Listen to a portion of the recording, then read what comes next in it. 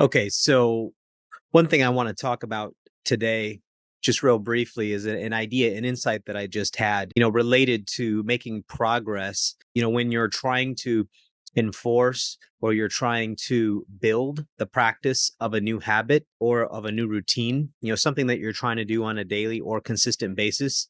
And one thing that I've noticed is that there's some anxiety or there's some lack of clarity that is coming, and I'm familiar with these things because again, these are, some of the reasons why some of the content that I've intended to write about and talk about and publish in the past didn't ever make it off the ground, is because of having this lack of clarity or this lack of focus, or just not even, again, just not having that habit or having the practice of waking up every day with this being the goal in mind, and having the tools and having the rituals and having the environment that supports this goal. And so one thing that I've noticed, interesting, after a month of consistently publishing content, is that now some of that fogginess and fuzziness and challenges that I'm familiar with are starting to creep back in. And I've thought through, what do I think some of the reasons for this? What do I think some of these reasons are that are responsible for this? And I've come up with several, different reasons, but the one that I had today was just thinking about how, if I pay attention and if I really think through and analyze my habits and my behaviors for the past, I would say for the past week, it's interesting to notice that some of the old habits that I've had for years have crept back in. I've heard people talk about, it's like the snapback effect, like a rubber band. If you think about a rubber band, you stretch it, but then you let it go and it snaps back to its original size.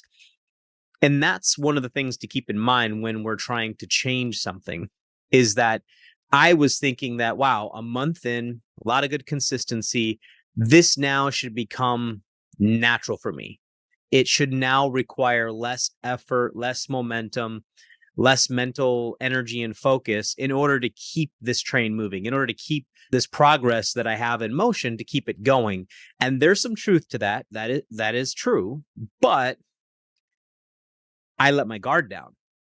And once you start to let your guard down, and once you start to kind of relax, what normally happens in life, or what can happen in life, is you start to lose some of that momentum. You start to snap back to your old way of thinking, your old habits, the ways that you operated before. And think about it. I mean, you've had years that you have put into developing those habits, albeit them, maybe bad habits or habits that really don't serve you. But those habits have been ingrained. They've been trained. They've been there. You've had hundreds or thousands of reps into establishing those habits or practices. And now we think that because we have put deliberate effort into changing those or establishing new, more healthy ones, and we've done it for 1 week, 2 weeks, maybe a month, 6 weeks, etc. And we think that, like, yes, okay, now I can ride the wave of these new habits and these new trends that I've now established. And again, that's when I've noticed for myself, when you start to think that way and you start to feel that way, again, you kind of sigh, you kind of lay back and relax and rest. And then that is when all those ugly habits rear their head. They come back in and just slowly start to take over and derail you. And so that's one of the things that I've noticed over the last, I would say the last 5 to 7 days, where it's just been like, where did all this momentum go? Where did this consistency go? It seemed like it's just slowly being siphoned off and siphoned out. And if I really think about it, and if I really analyze it, it's like habits of consuming more information than I'm putting out. So too much input and not enough output. And as Tim Ferriss says, increased output necessitates a decrease of input. And so my old habits would be consuming a lot of content.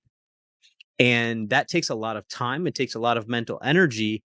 And it's kind of like low hanging fruit as well. it's way easier to just sit back and consume other content than it is to have to sit down, bring your full attention to what content am I going to create? What content and am I going to make today?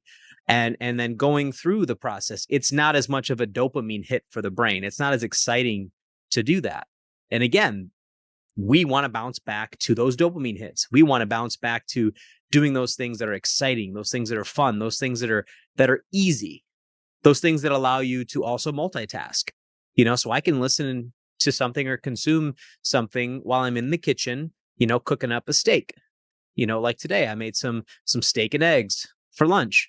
And I was able to listen to a podcast on YouTube while cooking. Great. So again, it starts to feed back those unhealthy bad habits, at least as they relate to productivity and to creating consistent content or consistent output. The habits of multitasking, task switching, seeking out those activities that really give you that quick dopamine hit, things that don't require you to really single focus, to really kind of narrow your focus and attention and time block for a period of time on just one. You're isolating your focus energy on one thing. The brain doesn't really like that. Now, I mean, on one hand, the brain kind of likes it. Once you get into that state of flow, then it's more enjoyable, but it takes effort and energy to get into a state of flow. It doesn't just happen automatically. And so anyway, I just, kind of had this insight today. I kind of had this aha moment where it's like, wait a minute. I've been allowing these unhealthy habits to creep back in. The snapback effect is taking place. And that's why I'm getting derailed. That's why I'm having these feelings of like anxiety and this lack of focus, lack of clarity. Is got to be on guard. You cannot let your guard down, especially when you're trying to shift. You've been used to doing this and going in this direction, and now you're trying to shift that. You're trying to steer it into another direction that your brain's not used to. Your habits, those are not things that just run on automatic pilot for you. It will take time. As some people say, it can take 66 days. And there's other research that says it could take even longer, over 100 days. And so I do think that the longer you can go, the more reps you can get in, the more you're going to, create that new riverbed, create those new tracks to go into that new direction. But it will take time. And so I just want to leave you with that. I think for today, again, this is more for myself, just sharing this and sharing, hoping that this could help some people out there that are wondering, like, why is it that I had this momentum? I had this progress. Now all of a sudden I find that my ship is wandering off course.